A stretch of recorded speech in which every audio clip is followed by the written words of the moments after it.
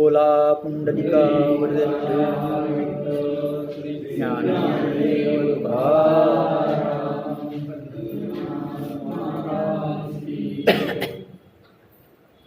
भोक्तारं यज्ञतपसां सर्वलोक महेश्वरं सुहृदं सर्वभूतानां ज्ञात्वा मां शांतिमुच्यते. इथपर्यंत आपण आलो होतो. पाठीमागील तासाला काय आपण दुसऱ्या विषयावर बोललो.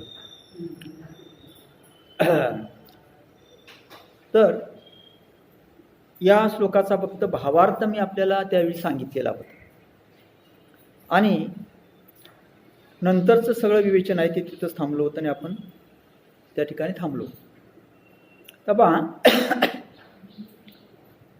पाठीमागील काही गोष्टी मी तुम्हाला फक्त थोडक्यात सांगतो, कदाचित त्या तुमच्या लक्षात नसतील म्हणून.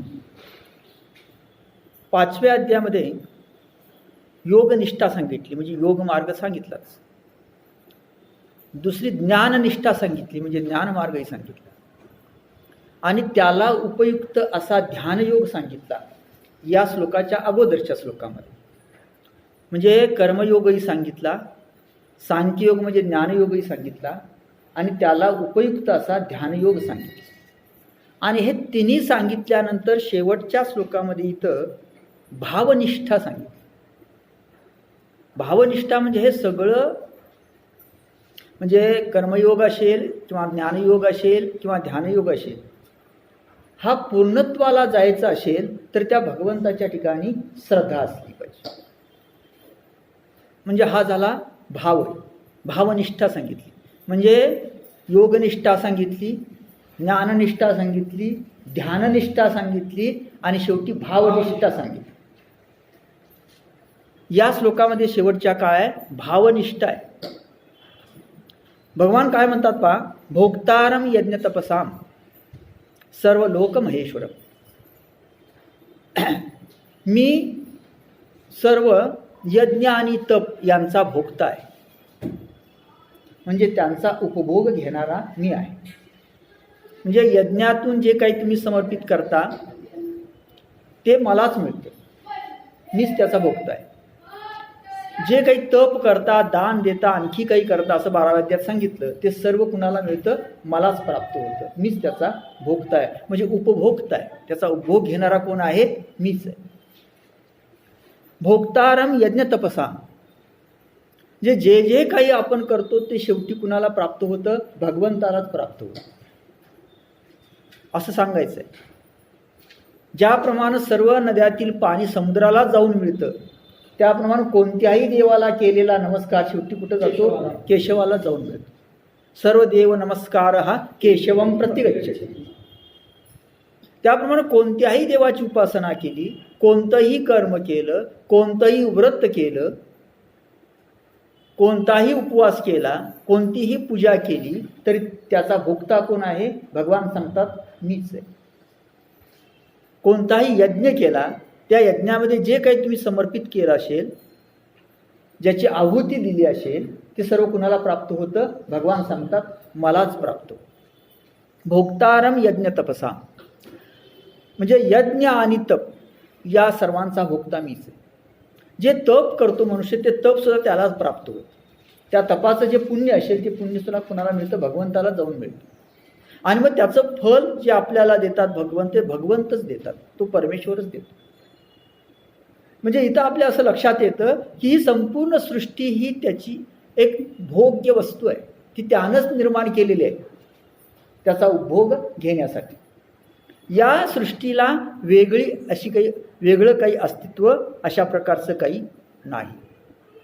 ती त्याची सृष्टी आहे, त्यानं निर्माण केलेली आहे, त्याची उपभोग वस्तू म्हणून ती आहे असं म्हणायला काही हरकत नाही. आणि म्हणून त्या जगातील जी वस्तू आपण कोणत्याही देवतेला अर्पण केली तरी सुद्धा शेवटी ती कुणाला जाऊन मिळते? त्यालाच जाऊन मिळते. म्हणून म्हटलेलं आहे भोक्तारम यज्ञ तपसा. हे त्याचं ऐश्वर्य आहे, ही त्याची शक्ती आहे, हा त्याचा प्रभाव आहे, हे त्याचं सामर्थ्य आहे. म्हणजे कोणालाही तुम्ही अर्पण केलं तर ते त्याला जाऊन मिळतं, हे त्याचं काय आहे? सामर्थ्य आहे. हे सामर्थ्य आपण समजलं पाहिजे, समजून घेतलं पाहिजे. सामर्थ्य समजून, त्याचा स्वभाव समजून, त्याचा प्रभाव समजून त्याला जाणलं पाहिजे. म्हणजे त्याला जाणताना सामर्थ्यासहित अशा प्रकारे आपण जर त्याला जाणून जर शरण गेलो तर आपलं कल्याण, असा त्याचा अर्थ. कारण पुढं म्हटलं सर्व लोक महेश्वरम, सर्व लोकांचा मी ईश्वर आहे, म्हणजे सर्व लोकांच्या ईश्वरांचा ईश्वर आहे. महेश्वरम याचा अर्थ ईश्वराचा ईश्वर आहे. आता लोक या शब्दाचा अर्थ काय घ्यायचा? लोक म्हणजे हे पृथ्वीवरली जी माणसं आहेत ते माणसं, असा एक अर्थ होईल सामान्य, पण नाही. लोक याचा अर्थ अनेक प्रकारची सृष्टी, जसं आपण म्हणतो स्वर्गलोक, सूर्यलोक, पाताळलोक, हे सगळे अनेक प्रकारच्या ह्या विश्वातली जी सृष्टी आहे त्या तसाही अर्थ त्याचा घेतो. म्हणजे ह्या संपूर्ण वेगवेगळ्या प्रकारच्या सृष्टी, हे जे वेगवेगळ्या प्रकारचे लोक आहेत त्या सर्वांचा ईश्वर कोण आहे? मी आहे. म्हणून त्याला काय म्हटलं? लोक महेश्वरम म्हटलं, म्हणजे ईश्वराचा ईश्वर असं म्हटले. म्हणजे आणखी एक कल्पना आहे आपल्याकडे तत्वज्ञानामध्ये. ह्या प्रत्येक जी आकाशगंगा आहे, जे ब्रह्मांड आहे, त्या ब्रह्मांडाचा एक ईश्वर आहे. आणि अशा अनेक आकाशगंगा किंवा अशी अनेक ब्रह्मांड, अनंत ब्रह्मांड या विश्वामध्ये आहेत. त्या अनंत ब्रह्मांडाचे जे ईश्वर आहेत त्या सर्वांचा मिळून आणखी एक ईश्वर आहे. म्हणजे सर्वात महत्त्वाची अशी परम अशी शक्ती आहे, त्याला म्हणतात महेश्वर. म्हणून इथं शब्द काय वापरला? महेश्वर असं वापरलं. जसं विष्णू आणि महाविष्णू, रुद्र आणि महारुद्र, लक्ष्मी आणि महालक्ष्मी, सरस्वती आणि महासरस्वती. महाशब्द कसे आले? कशाबद्दल आले? वापरायचे म्हणून वापरले नाही. लक्ष्मी वेगळी आणि महालक्ष्मी वेगळी, रुद्र वेगळा आणि महारुद्र वेगळा, विष्णू वेगळा आणि महाविष्णू वेगळा, दोनमध्ये फरक आहे.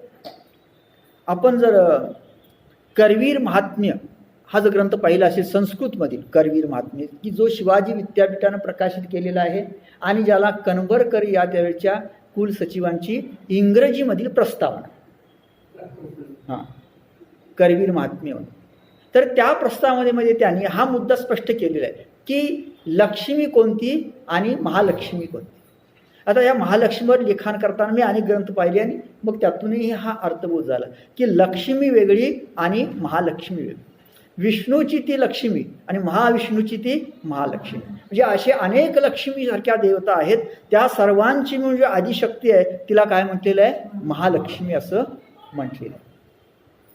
तसं इथं अनेक ईश्वर जे आहेत, प्रत्येक ब्रह्मांडाचा एक ईश्वर धरला आपण, तर त्या अनेक ईश्वरांचाही मी ईश्वर म्हणून काय म्हटलं? लोक महेश्वर. ईश्वराचा ईश्वर असा शब्दप्रयोग आलेला आहे, असं आपल्या लक्षात येतं. म्हणजे माझ्या पलीकडे आणखी काही नाहीच. भगवंतांना काय सांगायचं आहे? आता माझ्या पलीकडे आणखी काय विचारशील तर नाही, ते विचारूच नकोस.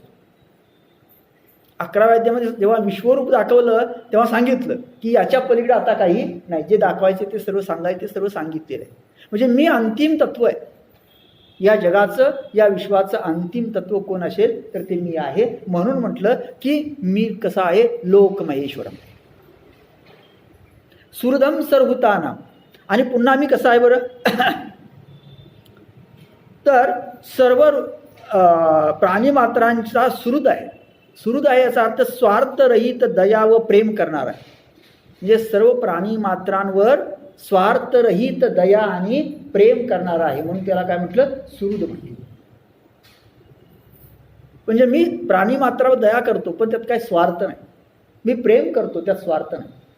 कारण मी उद्धारासाठी प्राणीमात्रांच्या सतत अवतार धारण करतो, तळमळीनं सर्व काही करतो, पण त्याच्यामध्ये कुठल्याही प्रकारचा स्वार्थ नाही. म्हणून प्राणीमात्रांचा सुहृद कोण आहे? मी.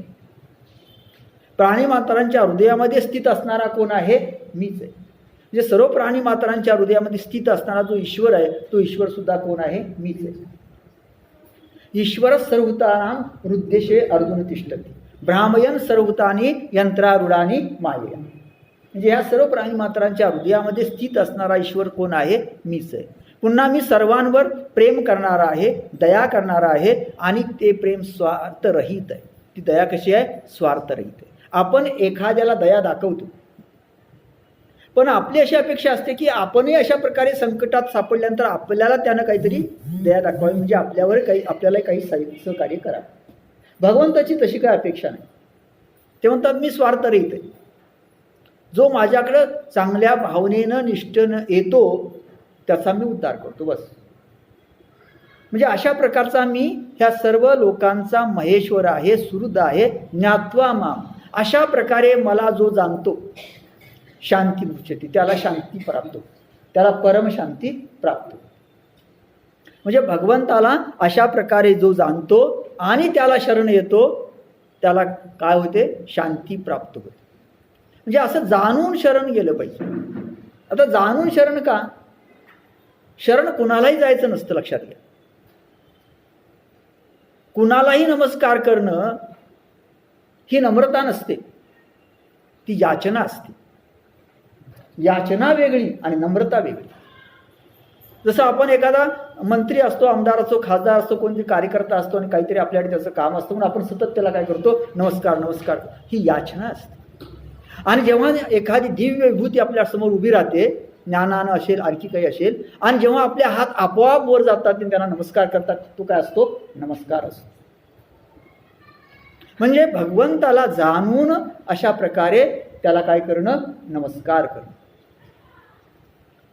भगवंत अशा प्रकारे मला जाणून जर तू नमस्कार केलास, माझं स्वरूप, माझा प्रभाव, माझं सामर्थ्य, तर तुला काय प्राप्त होईल, शांतता प्राप्त होईल.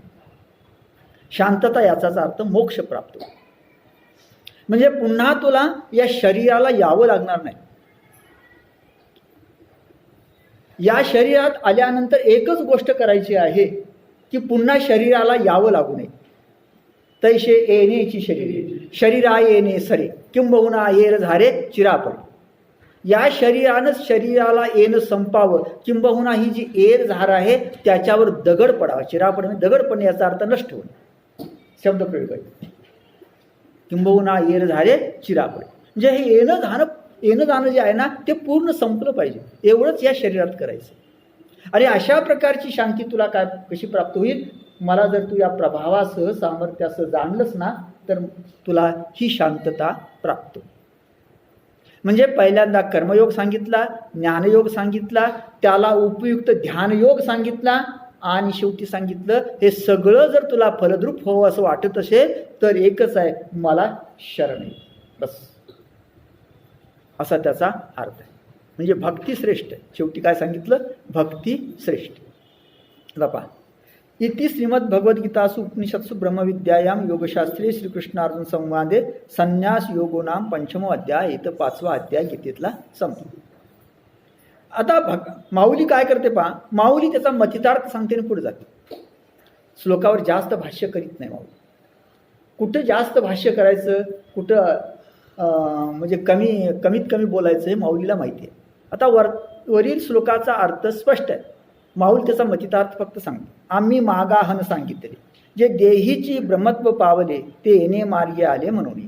आम्ही तुला मागं सांगितलेलं आहे की जे देहानच ब्रह्मत्वाला प्राप्त झाले, ते कसे झाले प्राप्त देहानच ब्रह्मत्वाला, तर या मार्गानं आले म्हणून. म्हणजे वर जो मार्ग सांगितला, जी निष्ठा सांगितली, त्या निष्ठेनंच त्यांना देहामध्ये असतानाच ब्रह्मत्व प्राप्त झालं, म्हणजे ब्रह्मत्वाची प्राप्ती झाली.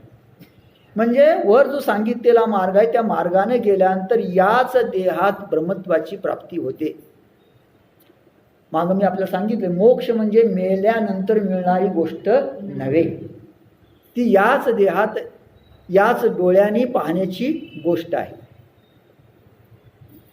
आणि म्हणून म्हणतात अशा प्रकारे देहामध्ये असतानाच ब्रह्मत्वाची प्राप्ती त्या लोकांना झाली. याचा अर्थ ते वरील मार्गाने गेले. आणि यमनियमांचे डोंगर अभ्यासाचे सागर क्रमोने पार पातळी येते. म्हणजे यमनियम अभ्यास म्हणजे यमनियमांचे डोंगर म्हटलेलं आहे, अभ्यासाचा सागर म्हटलेला आहे. हे क्रमून म्हणजे त्याच्या पलीकडे जाऊन त्यांना ती ब्रह्मत्वाची प्राप्ती झालेली आहे. आता यमनियम म्हणजे काय, अभ्यास म्हणजे काय वगैरे वगैरे मी पुढे सांगणार आहे, म्हणून त्याचं स्पष्टीकरण इथं देत नाही.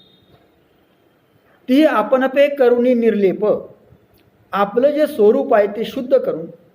म्हणजे अशा योग्यांनी काय केलं, यम नियमाने आपलं स्वरूप जे आहे आत्मस्वरूप ते शुद्ध करून घेतलं आणि प्रपंचाचे घेतले माप. फार सुंदर शब्द वापरला. प्रपंचाचं माप घेतलं. माप घेतल्याचा प्रपंच केवढा आहे पाहिलं. माप घेणं म्हणजे किती आहे त्याची लांबी रुंदी किती आहे हे पाहणं.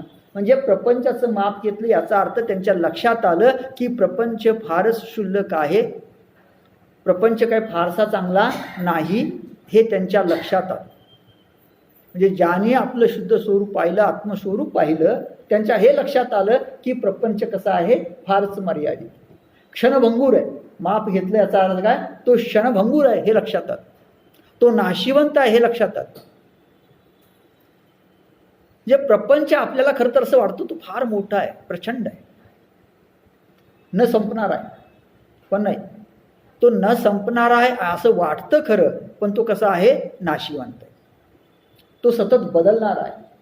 प्रपंच हा कसा आहे, सतत सृष्टी बदलणारी आहे. आणि आपला अगदी म्हणजे वैयक्तिक प्रपंच ज्याला आपण म्हणून तो सुद्धा कसा आहे, बदलणार आहे. शरीर सुद्धा कसं आहे, बदलणार आहे. लहानपणाचं शरीर वेगळं, तरुणपणातलं शरीर वेगळं, आणि आता वृद्धावस्थेतील शरीर वेगळं, हे सगळं बदलणार आहे. तो कसा आहे, न बदलणार आहे, म्हणून त्याला काय म्हटलं, अविकारी म्हटलं. तो परमात्मा कसा आहे, न बदलणार आहे. आणि म्हणून अशा प्रकारे प्रपंचाचं माप घेतलं, मग साचाचे रूप होऊन ठेवले, आणि मग ते सत्य स्वरूपाचं रूप ती झाली. म्हणजे जेव्हा प्रपंचाचं वैयत्व आपल्या लक्षात येईल, तो व्यर्थ आहे, तो क्षणभंगूर आहे, तो विनाशी आहे, तेव्हा आपण काय करतो, त्या परमात्म्याचा शोध घेतो आणि तद्रूप होऊन जातो. आणि म्हणून अशा प्रकारे या योग्याने काय केलं, त्या प्रपंचाचं माप घेतलं आणि ते सत्य स्वरूपाचे सत्य स्वरूप रूप झाले, म्हणजे आत्मरूप झाले, ब्रह्मरूप झाले. पहा संन्यासी काय करतात, योगी काय करतात, प्रपंचाचं माप घेतात.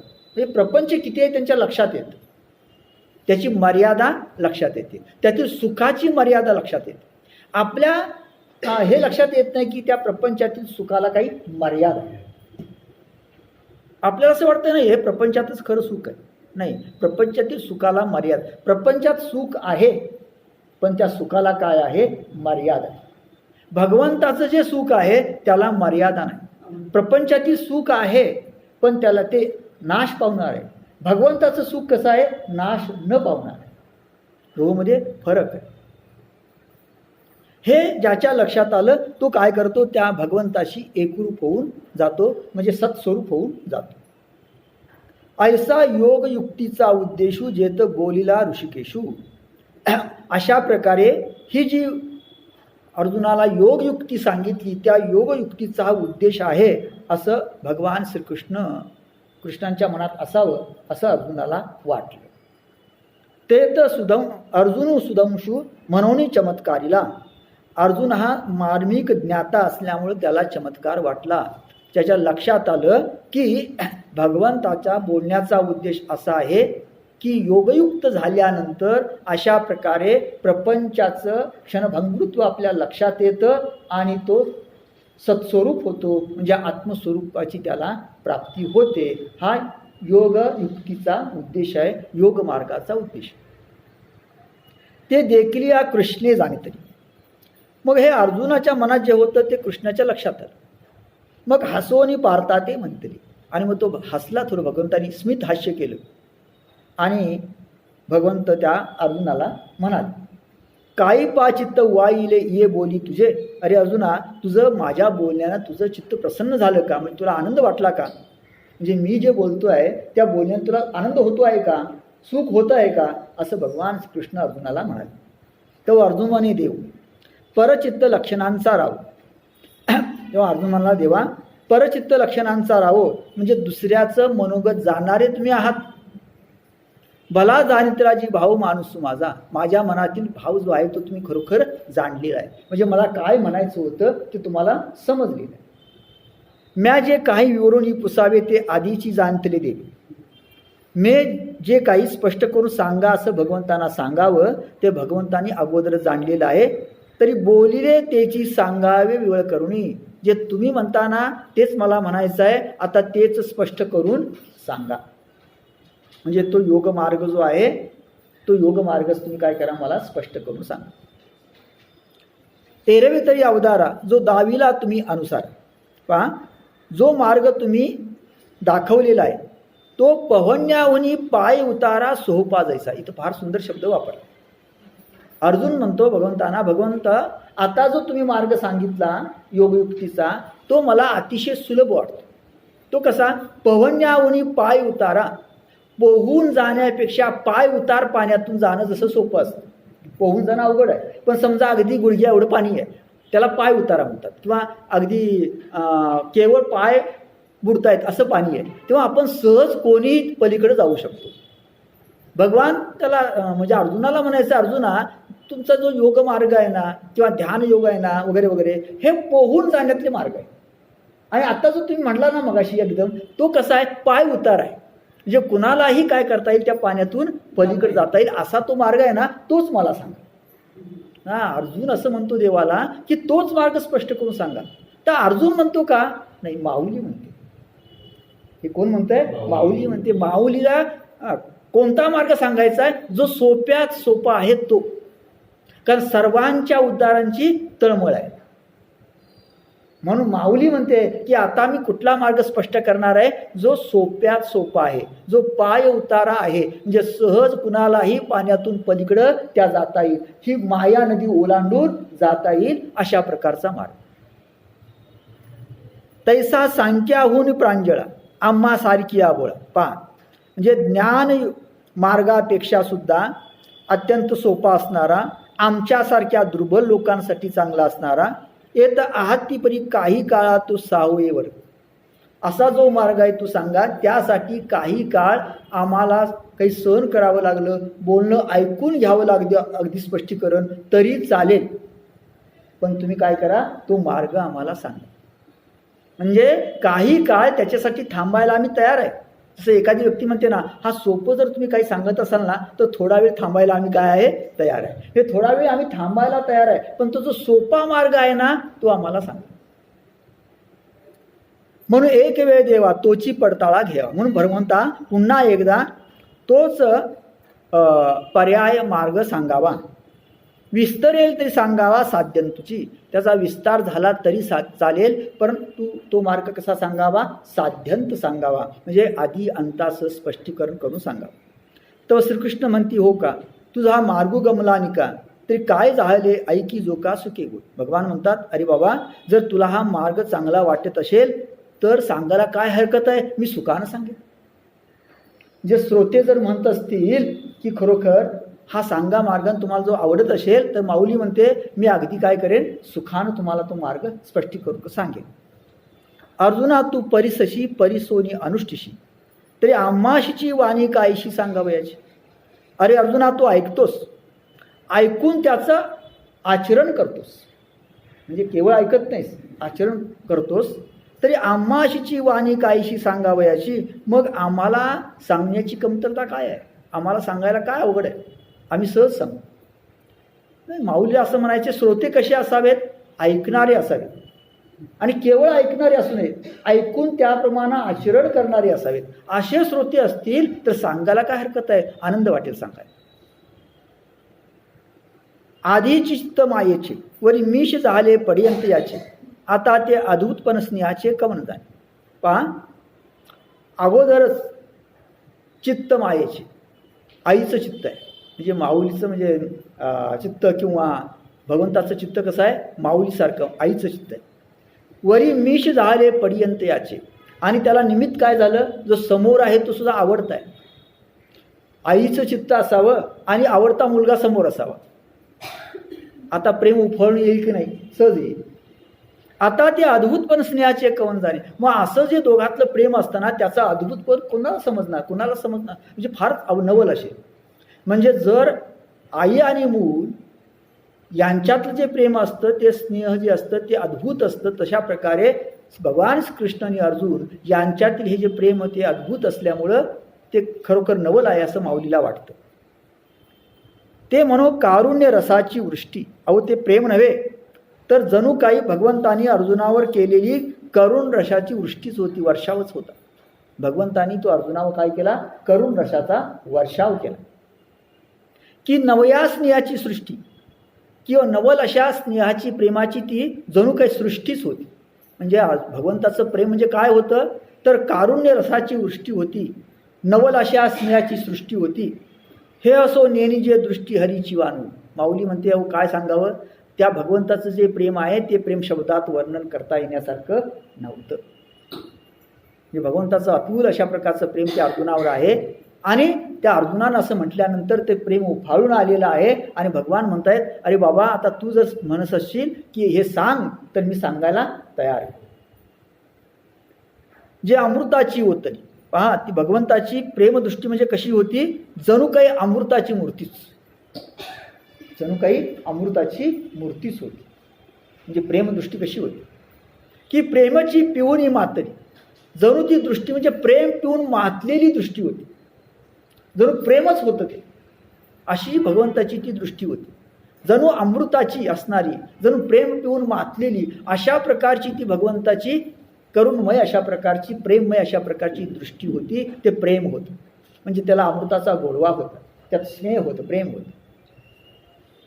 म्हणून अर्जुन मोहे गुंतली निघून येणे आणि ती अर्जुनाच्या मोहामध्ये गुंतून पडली, तिथून ती बाहेर पडत नव्हती. अशा प्रकारचं ते प्रेम कुणाच्या ठिकाणी गुंतून पडलेलं आहे, अर्जुनाच्या ठिकाणी आता गुंतून पडलेलं आहे आणि ते बाहेर जात.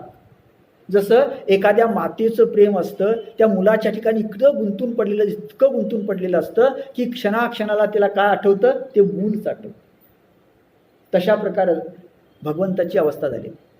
त्या भगवंताचं प्रेम त्या अर्जुनावर इतकं आहे की तिथून ते आता बाहेर पडू शकत नाही, अशी भगवंताची अवस्था झालेली. हे भाऊ जे जे जल्पी जेल ते कथेशी फाकू होईल. आता अर्जुन जे जे बोलेल ते सांगत असताना जरी विषयांतर झालं तरी सुद्धा चालेल, पण भगवंत काय करणार आहे, सांगणार आहे. पर ते स्नेह रूपानं येईल बोलवेल, परंतु ते जे बोल आहेत ते अगदी भगवंत त्याला सांगतील, अगदी स्नेहानं सांगतील, असं भगवंतांना म्हणजे माऊलीला सांगायचं. म्हणजे आता जरी विषयांतर झालं तरी सुद्धा भगवंत काय करणार आहेत, प्रेमानं हा जो सगळा विषय आहे तो विषय अर्जुनाला समजून सांगणार आहेत, स्पष्ट करून सांगणार आहे. म्हणून विसुरा काय येणे तो ईश्वर कवळावा कवणे, जो आपले मान नेणे आपणशी. म्हणजे इथं काय विचार करावा, तो ईश्वर कवळावा कवणे, तो ईश्वर कसा कवळावा म्हणजे आपलासा करून यावा. जो आपले मान नेणे आपणची, तो ईश्वर केवढा आहे हे त्यालाच माहिती नाही, त्या ईश्वरालाच माहिती नाही. त्याचं स्वरूप किती प्रचंड आहे, किती मोठं आहे हे त्यालाच माहिती नाही. असा तो ईश्वर जो आहे तो ईश्वर आपण म्हणजे भक्तानं कवळावा, त्याला आपल्या अंकित करावा, असा जो विचार आहे तो विचार आता भगवान श्रीकृष्ण कोणाला सांगणार आहेत, अर्जुनाला सांगणार. म्हणजे तो अपरिमित अशा प्रकारचा ईश्वर, अनंत अशा प्रकारचा ईश्वर की ज्या ईश्वराचं स्वरूप किती मोठं आहे हे त्यालाच माहिती. तो ईश्वर कवळता येईल, तो ईश्वर आपल्या अंकित होईल, असा विचार भगवान श्रीकृष्ण कुणाला सांगतात, अर्जुनाला सांगतायत. तरी मागील ध्वनी आतू मज गमला सावियाची मोहितू, जे बलात्कार्यशी म्हणतू परिस बापा. आणि मागील विचार करता माऊली म्हणते मला असं वाटलं की भगवान आता त्या अर्जुनाला अगदी अतिशयोक्तीनं म्हणायला लागले की अर्जुना बापा ऐक बाबा. अर्जुनाला काय म्हणतात, बापा ऐक. एका ठिकाणी बापा हा शब्द ज्ञानदेवानी वापरल्यानंतर त्याचं स्पष्टीकरण दिलेलं आहे पुढं. बापा असं का म्हटलं, आपण लहान मुलाला सुद्धा काही वेळा म्हणतो बाबा ऐक रे बाबा, म्हणजे इथं तो लहान असतो पण त्याला आपण काय म्हणतो, बाबा म्हणतो. तसं करुणापूर्ण प्रेमदृष्टीनं अर्जुनाला काय म्हटलंय, बापा ऐक रे बाबा, मी सांगतो आता तुला. आणि हे कसं म्हटलेलं आहे, अतिशयोक्तीनं म्हटलेलं आहे. माऊली असं म्हणते की पाठीमागील सगळ्या गोष्टी पाहता माझा जो अभिप्राय तो योग्य आहे. भगवान या ठिकाणी त्याला थोडं जबरदस्तीनं म्हणतायत ऐक. आता असं का म्हणावं बरं, जबरदस्तीनं ऐक असं म्हणतायत, याचा अर्थ अजून इतका गुंग होऊन गेलेला आहे, तन्मय झालेला आहे की त्याला त्याची समाधी लागलेली आहे भगवंताचं बोलणं ऐकल्यानंतर. आणि मग त्याला थोडं काय करावं लागतं, जागं करावं लागतंय आणि बाबा ऐक रे असं म्हणावं लागतं. अशी अर्जुनाची सुद्धा अवस्था आली. जे दोघांचं बोलणं कसं आहे पहा, भगवंतानी बोलावं आणि समोरच्या त्या अर्जुनाला समाधी अवस्था प्राप्त व्हावी, असं दोघांचा काय हा संवाद आहे, तो माऊलीने इथं प्रकट केलेला. अर्जुना जेने जेने भेदे तुझे का चित्त बोधे, तैशे तैशे विनोदे निरूपिजे. अर्जुना ज्या ज्या पद्धतीनं ज्या जे भेद निर्माण करून म्हणजे स्पष्टीकरण करून तुझ्या चित्ताला बोध होईल तशा प्रकारे मी विनोदानं ते सगळं सांगेन. म्हणजे जशा जशा प्रकारे तुझ्या चित्ताला बोध होईल त्या त्या प्रकारे मी काय करेन, तो सगळा बोध करेन. आणि तो कसा करेन, विनोदानं करेन. याचा अर्थ असा की साहित्याच्या भाषेत सांगेन की ज्यामुळं तुला त्याचा कंटाळा येणार नाही. ज्ञानदेवांचं एक वैशिष्ट्य आहे, तत्वज्ञान सांगताना साहित्याच्या भाषेत सांगा. ज्ञानेश्वरीमध्ये दोन गोष्टीचा संगम आहे, तत्वज्ञान आणि साहित्य. इतर ठिकाणी तसं नाही. तत्वज्ञान म्हणजे तत्वज्ञान. मग असं तत्वज्ञान वृक्ष वाटतं. ज्ञानेश्वरी वृक्ष नाही वाटत, कारण त्या तत्वज्ञानाला कशाचं साह्य आहे, काव्याचं साह्य आहे, साहित्याचं साह्य. आणि म्हणून इथं विनोदी असा जो शब्द वापरला तेवढ्यासाठी आहे की मी हे जे सांगताना कसं सांगेन, विनोदाच्या म्हणजे काव्याच्या माध्यमातून सांगेन, साहित्याच्या माध्यमातून सांगेन, नवरसाच्या माध्यमातून सांगेन. त्यामुळं तुम्हाला त्याचा कंटाळा येणार नाही. तो कायसया नामयोग तयाचा कवन उपयोग. त्याला हा जो योग मी तुला सांगणार आहे त्याचं नाव काय, त्याचा उपयोग काय, अथवा अधिकार प्रसंग कवना येतं, किंवा इथला अधिकारी कोण. म्हणजे आता जे मी तुला विवेचन करणार आहे त्या योगाचं नाव काय, त्याला तसं योग असं नाव का म्हणतात, का दिलेलं आहे, त्याचा उपयोग आपल्या जीवनामध्ये काय, आणि असा योग आचरणाचा अधिकारी कोण, ह्या योगाचा अधिकारी कोण, हे सगळं मी तुला स्पष्ट करून सांगेन. ऐशे जे जे काही उक्त असे ये ठाई. असं जे जे सर्व काही सांगण्याजोगं या ठिकाणी आहे ते आगवेची पायी सांगीन. आता ते आता सर्व मी तुला सांगेन. म्हणजे या संदर्भात जे जे सांगण्यास योग्य आहे, जे जे सांगितलं पाहिजे, ज्याची आवश्यकता आहे ते सर्व काही मी तुला आता सांगेन. तू चित्त देऊन अवधारी ऐशे म्हणून श्री. मग भगवान म्हणाले ते सगळं तू आता चित्त देऊन लक्षपूर्वक ऐक. ऐशे म्हणून श्रीहरी बोली जेल ते पुढारी कथा आहे. माऊली म्हणते अशा प्रकारे भगवान श्रीकृष्ण म्हणाले ती कथा पुढल्या अध्यायात आहे. श्रीकृष्ण अर्जुनाशी संगू न सांडोनी सांडेल यू. पहा, श्रीकृष्ण अर्जुनाला काय करे बरं, सांगेल, पण कसा. श्रीकृष्ण अर्जुनाशी संगू. पहा, म्हणजे इथं असं सांगितलंय श्रीकृष्ण अर्जुनाचा संग सहवास न सोडता त्याला हे सांगेल. थोडा अवघड विषय, थोडासा अवघड आहे. तो व्यक्त करू प्रसंगू म्हणे निवृत्ती दासू. तो मी तसाच स्पष्ट करून सांगेन असं निवृत्तीचा दास ज्ञानदेव म्हणतात. आता श्रीकृष्ण अर्जुनाशी संग, श्रीकृष्ण अर्जुनाबरोबरचा सहवास न मोडता तो प्रसंग सांगेल. म्हणजे श्रीकृष्ण आणि अर्जुन हे दोन वेगवेगळे ठेवून सुद्धा त्यांच्यातली अद्वैत दृष्टी न मोडतो. जे दोघं आहेत पण पुन्हा कशी आहे, अद्वैत दृष्टी आहे. अशा पद्धतीनं मी सांगेन तो प्रसंग, असं माऊली म्हणते. म्हणजे बोलायचं म्हटलं, संवाद साधायचा म्हटलं तर दोन पाहिजेत ना, म्हणजे द्वैत आलं. पण नाही, माऊली असं म्हणते इथं बोलणं तर आहे, इथं सांगणं तर आहे, पण त्यात अद्वैत आहे, द्वैत नाही. अद्वैत न मोडता जे सांगणं आहे ते सांगणं कसं आहे हे मी तुम्हाला सांगेन. आणि म्हणून म्हटलं साहित्याच्या भाषेतून सांगेन. फार सुंदर आहे. जे बोलण्यासाठी दोघं असावी लागतात. दोघं आली की द्वैत आहे. माऊली म्हणते इथं दोघं आहेत बोलणारे पण द्वैत नाही. पण कसं आहे, द्वैत नाही. आता तुम्हाला हे कसं काय, हो, प्रियकर आणि प्रियशी बोलतात ना, दोघं असतात. पण काय असतं, बोलण्यात काय असतं, अद्वैत असतं. बोलण्यात काय असतं, अद्वैत असतं. तसं आहे. म्हणजे हे प्रेमाची भाषा आहे. हे दिसायला दोघे असतील, असायला कसे आहेत, एकच आहेत. भगवंतांनी म्हणले अर्जुना तू माझंच रूप आहेस, अर्जुना तू माझंच रूप आहेस. आणि मग अशा प्रकारे भगवान सांगतात की या ठिकाणी आता हा जो योग आहे तो योग मी व्यक्त करून सांगेन असं निवृत्तीचे दास ज्ञानदेव या ठिकाणी म्हणतात. असं आपल्या लक्षात येतं. या ठिकाणी भावार दीपिकेतील म्हणजे ज्ञानेश्वरीतील हा 5वा अध्याय समाप्त. आता पहा, मी सांगितलं आपल्याला की इथं कर्मयोग सांगितला, सांख्ययोग सांगितला, ध्यानयोग सांगितलं त्याला पूरक कशा प्रकारचा, आणि शेवटी काय सांगितली, भावनिष्ठा सांगितली. म्हणजे हे सगळं तुम्हाला फलद्रूप व्हायचं असेल तर भगवंतावर काय पाहिजे, विश्वास पाहिजे.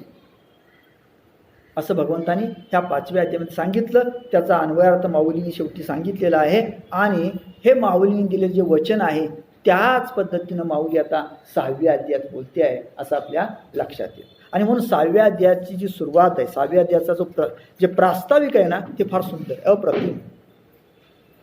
माऊली तर अगदी एकदम 6व्या अध्यायाला सुरुवात करीत नाही, मोठं प्रास्ताविक दिलेलं असं आपल्या लक्षात येईल. आणि ते प्रास्ताविक केवळ प्रास्ताविक नाही, ते साहित्याच्या बाजूनं सुद्धा अतिशय महत्त्वाचं आहे. पहा, मग राया ते म्हणे संजयो तोची अभिप्राव अवधारी कृष्ण सांगती आजाजो योगरूप. मग राया ते म्हणे संजयो, त्या धृतराष्ट्र राजाला संजय म्हणाला, कारण गीता कोण कुणाला सांगताय, तो धृतराष्ट्र राजाला कोण सांगते, संजय सांगतो. तोची अभिप्राव अवधारी जो, संजय म्हणतो राजाला तो अभिप्राव आता ऐका, म्हणजे भगवंतानी जे सांगितलं ते मी तुम्हाला सांगतोय ते ऐका. कृष्ण सांगते आता जो योगरूप, श्रीकृष्ण भगवान आता जो योगरूप सांगतात तो योगरूप, ते योग म्हणजे योग मार्ग जो आहे तो मी तुम्हाला सांगतो, तुम्ही ऐका, असं कोण म्हणतोय, संजय धृतराष्ट्राला म्हणतोय.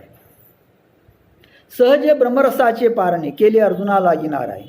पहा तू काय म्हणतो संजय बरं, अहो ब्रह्मरसाची मेजवानी भगवंतानी अर्जुनासाठी घातली. म्हणजे भगवंतानी अर्जुनासाठी ब्रह्मरसाची मेजवानी घातलेली आहे आणि त्या ठिकाणी त्याची अवसरी पाहुणे पातलो आम्ही, आणि त्या ठिकाणी चुकून आम्ही पाहुणे म्हणून प्राप्त झालो.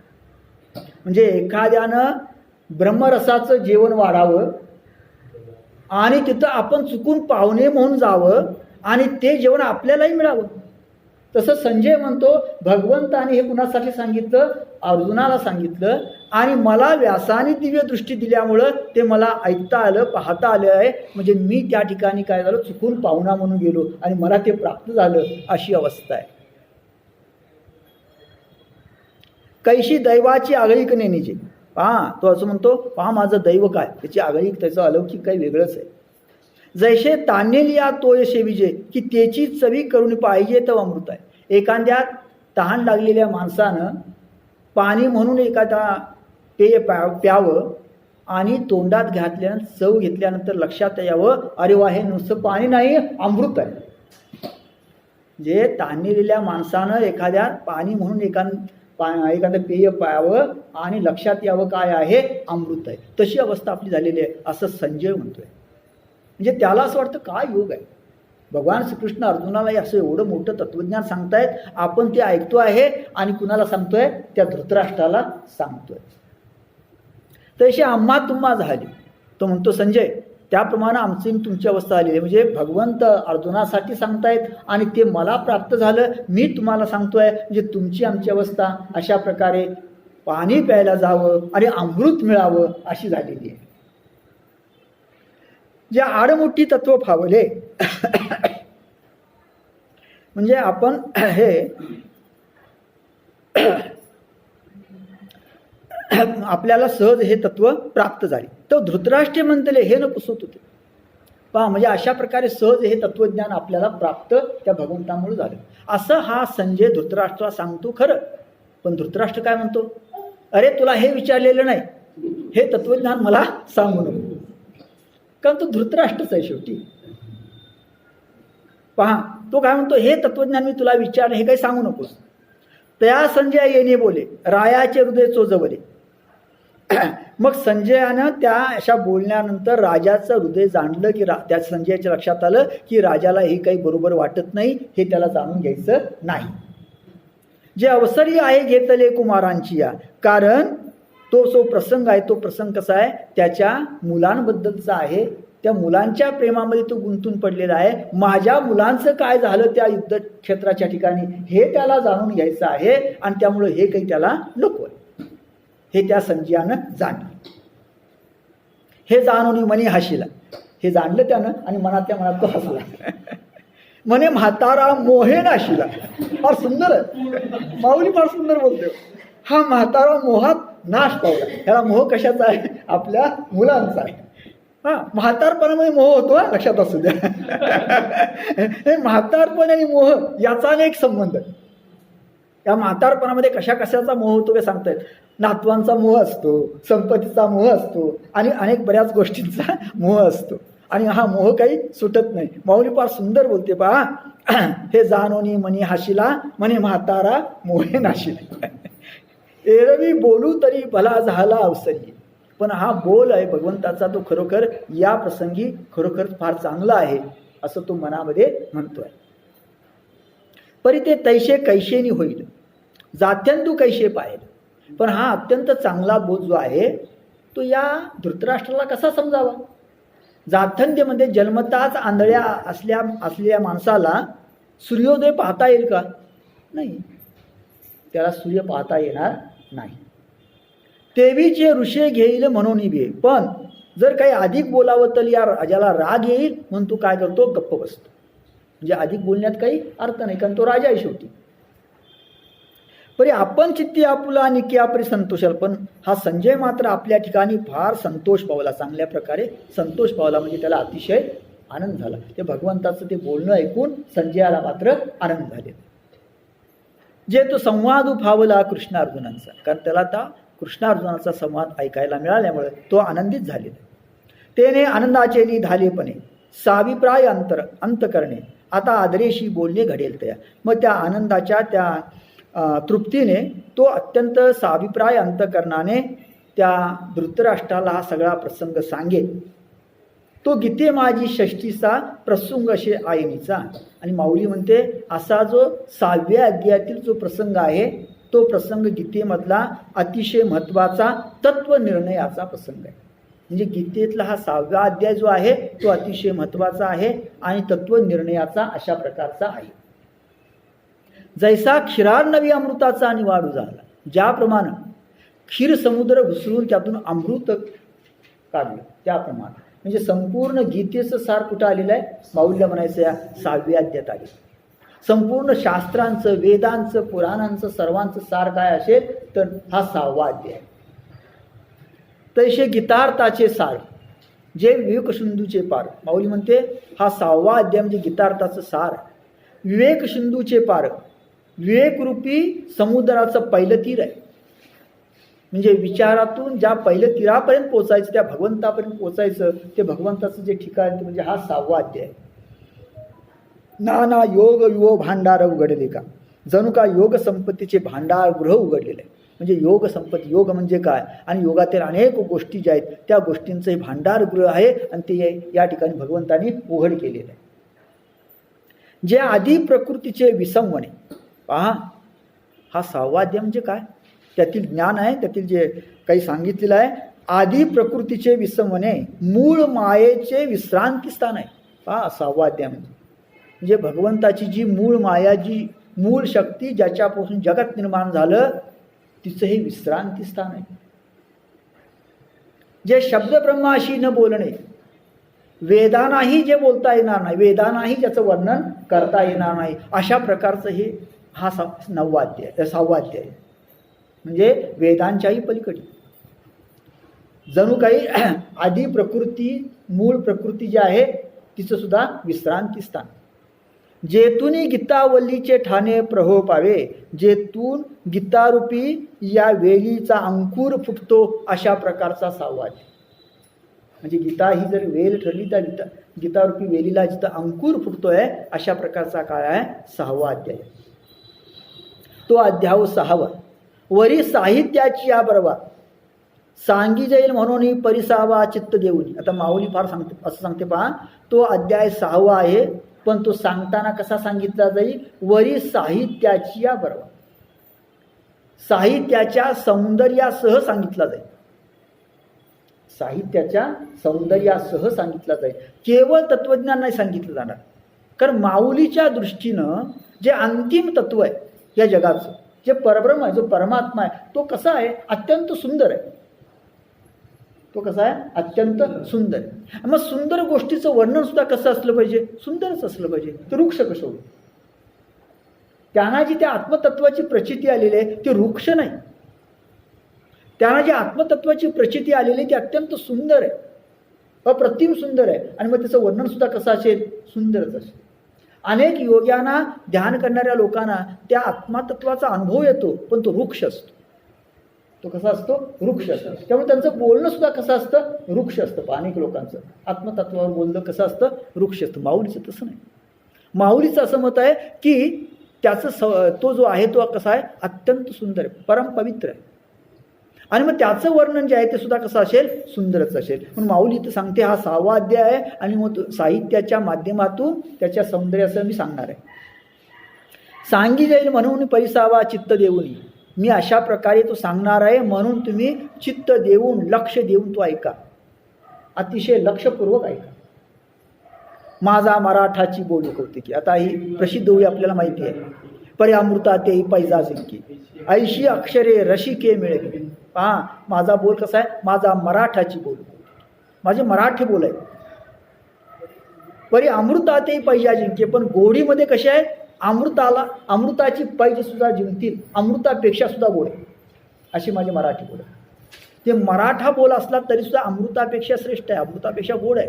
कारण त्यावेळी अशी पद्धत होती की जे तत्वज्ञान काही सांगावं किंवा जो अध्यात्म सांगावा तो संस्कृतमध्येच सांगावा, मराठीमध्ये नाही, देशी भाषेमध्ये नाही. कारण देशी भाषा ही अध्यात्म सांगण्या इतपत संपन्न नाही, त्याला योग्य नाही असं मानलं जातं. माऊली म्हणते नाही, माझे मराठी बोल असे की ते अमृताची सुद्धा पैज जिंकतील, इतके गोड आहे, आणि त्या भाषेत मी तो सांगणार आहे.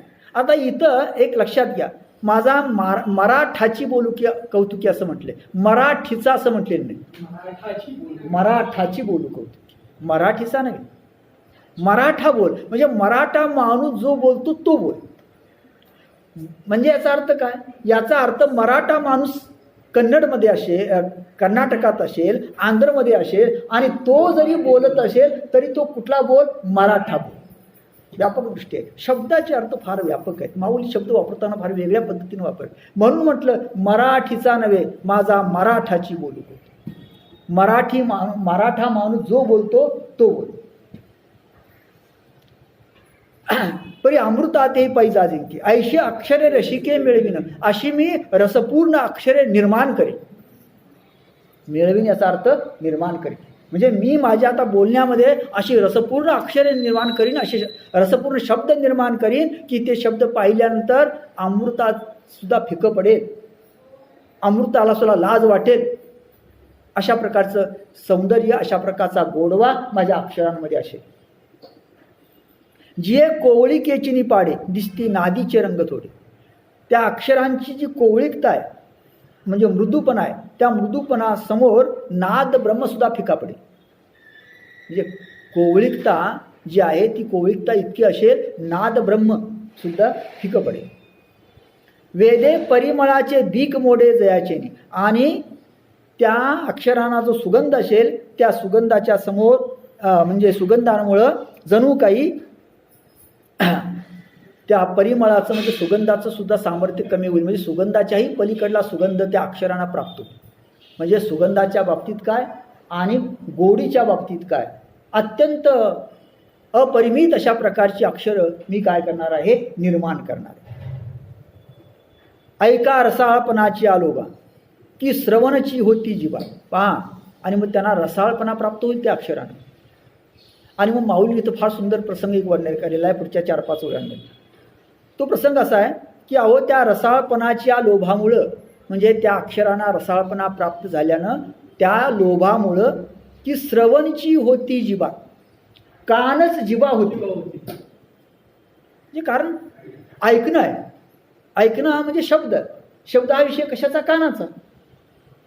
पण कानच जिबा होतील म्हणजे इथं त्या अक्षरांना नुसतं ऐकण्याचं सामर्थ्य नाही, त्याचा रसाळपणा प्राप्त करून घेण्याचं किंवा तो प्राप्त करून घेण्याचं जो सामर्थ्य प्राप्त होईल. आणि म्हणून कानच काय होतील? जिबा होतील.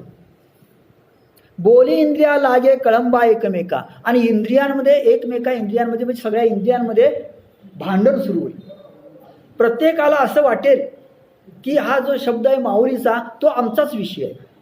कानाला वाटेलच माझा विषय, पण जिभेला सुद्धा वाटेल माझा विषय आहे, डोळ्यांना सुद्धा वाटेल माझा विषय आहे, नाकांना सुद्धा वाटेल माझा विषय आहे. आणि मग त्याचा आस्वाद घेण्यासाठी या इंद्रियांमध्ये भांडणं सुरू होते.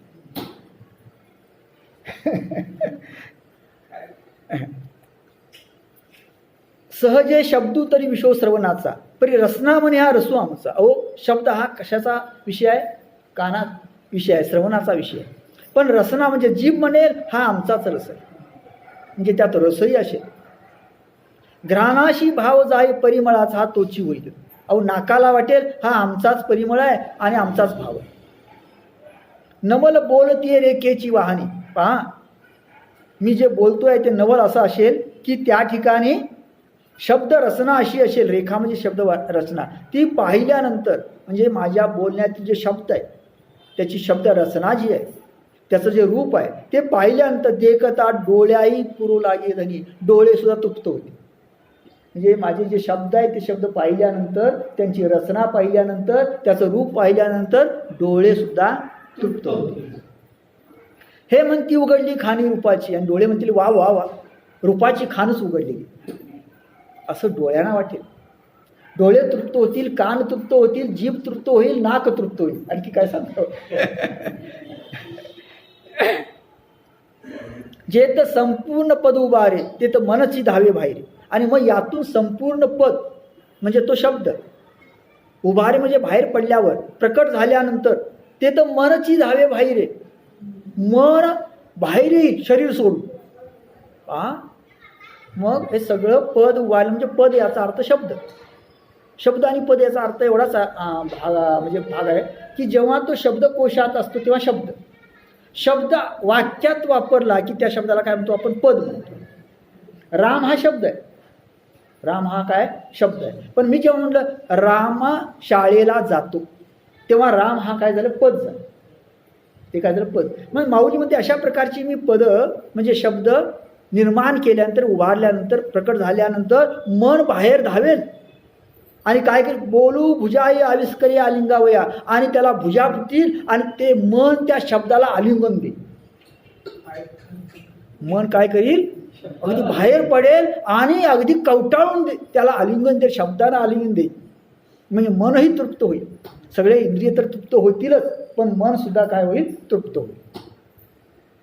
ऐशिंद्रिय आपुलालिया भावी झोंबती परी. आणि आता ह्याच्या पलीकडे आणखी एक सांगितलं. अशा प्रकारे इंद्रिय आपापल्या भावनेने एक